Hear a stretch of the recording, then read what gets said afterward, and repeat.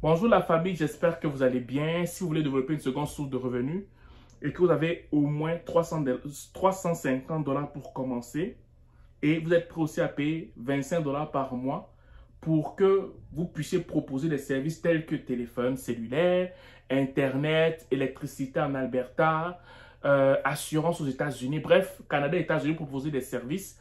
Juste me texter au 514-247-1737, 514-247-1737.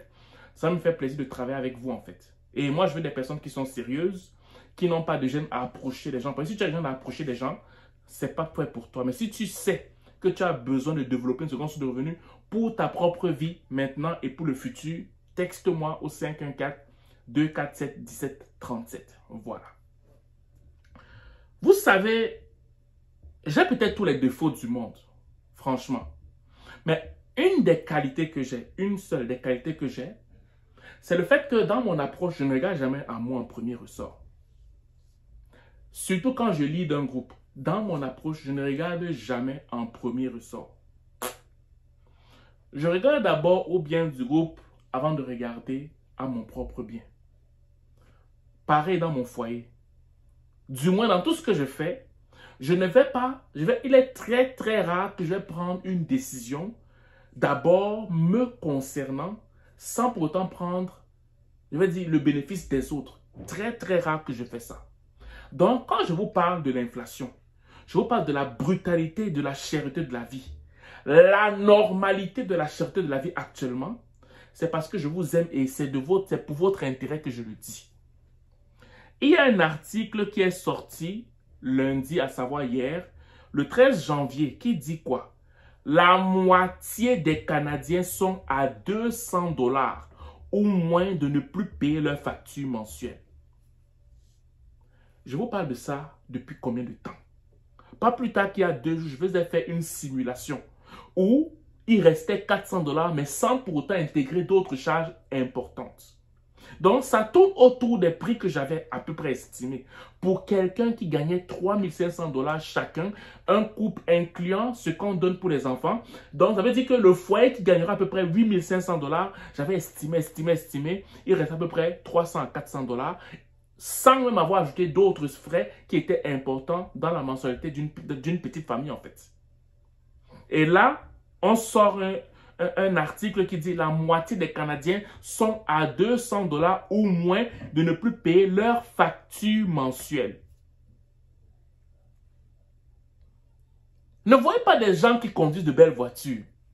Ne voyez pas des gens qui vivent dans de grosses maisons. Ne voyez pas des gens qui s'habillent bien. Non, ça c'est te tromper. On appelle ça le trompe-œil. Si tu entrais dans leur maison,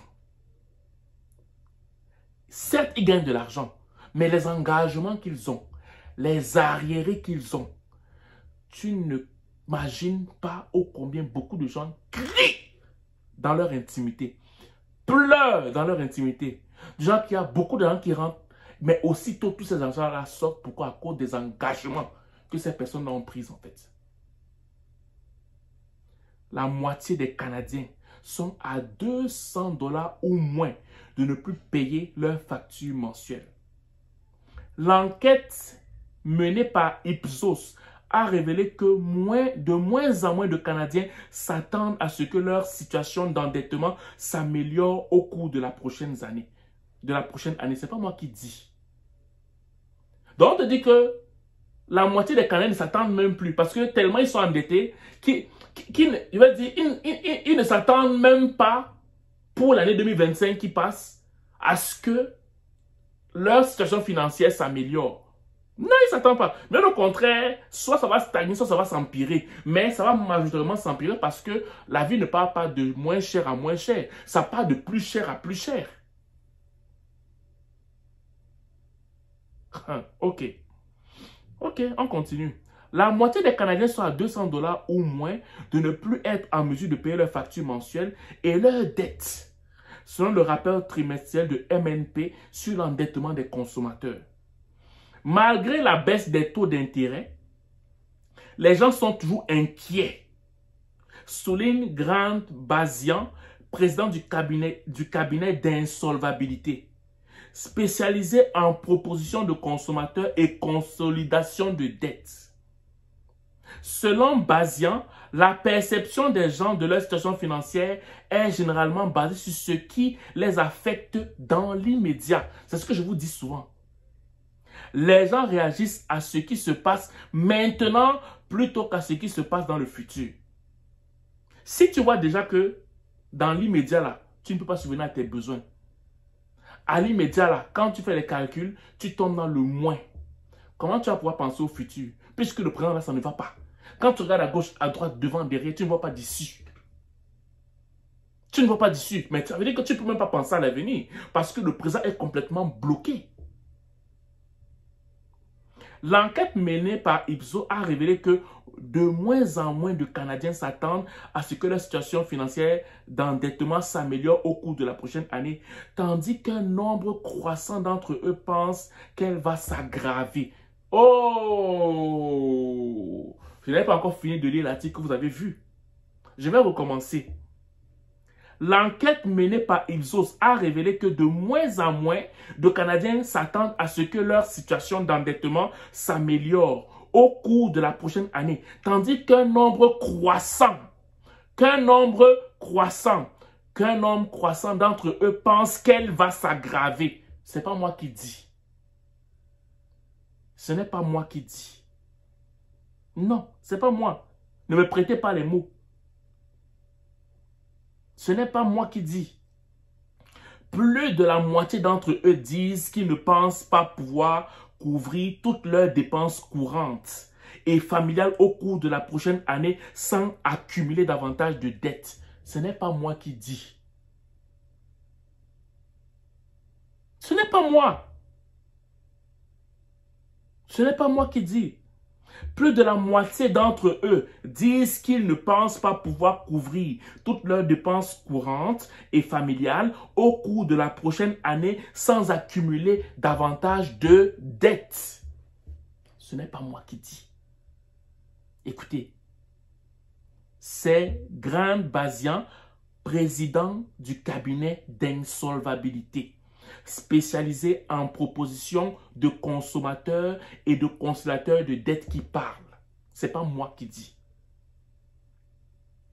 L'indice d'endettement des consommateurs de MNP, qui mesure l'attitude des Canadiens à l'égard de leurs dettes et de leur capacité à payer leurs factures, a chuté à son deuxième niveau, le plus bas depuis le début en suivi 2017.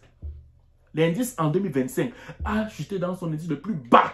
Et la dernière fois qu'on avait vu ça, c'était en 2017. Ça fait 8 ans qu'on n'avait pas vu ça. Ça fait 8 ans. Entre-temps, la cote d'endettement personnel des Canadiens a atteint un creux historique. Écoute bien quand je te parle souvent. Entre-temps, la cote d'endettement personnel, dont on prend un à un, la cote d'endettement personnel des Canadiens a atteint un creux historique. Un tiers des répondants ont déclaré être insolvables. Une personne sur 3. Les femmes étant plus susceptibles que les hommes d'être à 200 $ moins de l'insolvabilité. Les femmes étant plus susceptibles que les hommes. Les femmes étant plus susceptibles que les hommes d'être à 200 $ ou moins de l'insolvabilité. Ça, c'est ça l'article que je voulais vous lire aujourd'hui. Si tu veux t'amuser avec ta vie et que tu es au Canada, ça n'engage que toi. Quand je pense qu'il y a même certaines personnes qui me textent et qui me menacent, qui se moquent de ce que je leur propose, j'ai pitié pour vous et pour vos vies. Je ne vous dis pas de faire forcément ce que je propose. Je vous dis que, oubliez moi-même là. Allez chercher vous-même une seconde source de revenus. Allez chercher. Quand on te dit que le taux d'endettement, là, on n'a jamais vu ça depuis, que c'est tellement à son plus bas, qu'on a seulement vu la dernière fois comme ça là, en 2017. Ce n'est pas la blague. Ce n'est pas un jeu. C'est ta vie. C'est ta vie. Tous les influenceurs au monde du Canada devraient parler de ça. Vous écoutez les divertissements, vous écoutez l'immigration, on vous parle de tout et de rien, mais on ne vous parle pas de ce qui touche directement vos poches et le futur de vos enfants. Voilà. C'est ce que là, il te dit sur ce. Il te souhaite de passer une excellente journée. ou une excellente soirée, dépendant du lieu où tu m'écoutes. Ciao.